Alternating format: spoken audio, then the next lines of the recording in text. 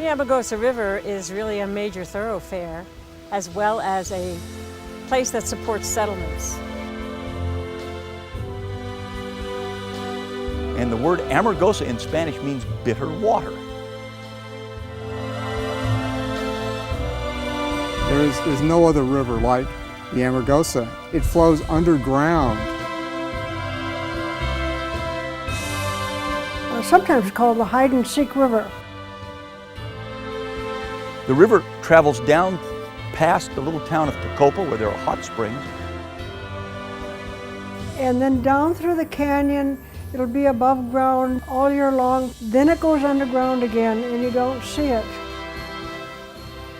And then the river turns from heading south, it turns directly north, comes up into Death Valley, and ends in the great sump that is Death Valley. And it ends up about 60 miles from where it began.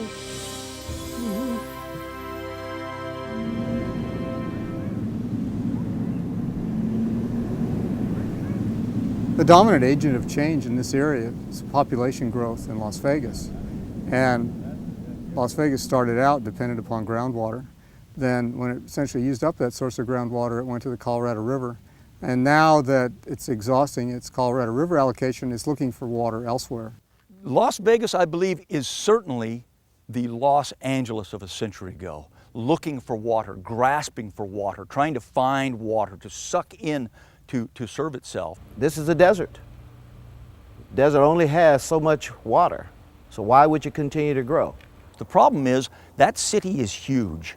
The Amargosa River is small, important but small, and it's really not powerful enough to serve the needs of a city like Las Vegas. There are certainly people who would say that there's lots of water in the desert because they've drilled wells and can pump very high yielding wells. But over time, history tells us that all of those wells will go dry eventually. Much of this water is left over from a wetter climate regime, and yes, we can pump it out, but once it's pumped out, it's gone.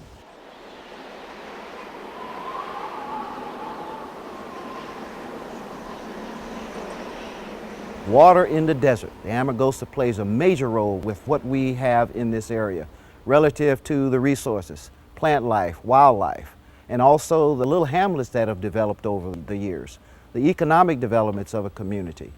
It also serves all of the people who live along the Amargosa River in Ash Meadows, in Tecopa, in Shoshone. That is their water source. It is also a recreational water source for the hot springs down at Tecopa and other places. The Amargosa is a very unusual river, a very important river for the desert country. Lake Manly would not have filled had it not been for the Amargosa River. Visitors came and was thoroughly amazed that this was Death Valley, and let's just hope that the Amargosa flows again and creates Lake Manly again. The Amargosa is really a national treasure. Because it is a desert river, it is even more valuable. Desert rivers are not only rare in nature, but we are causing so much impact on them with our growth and development that they are disappearing.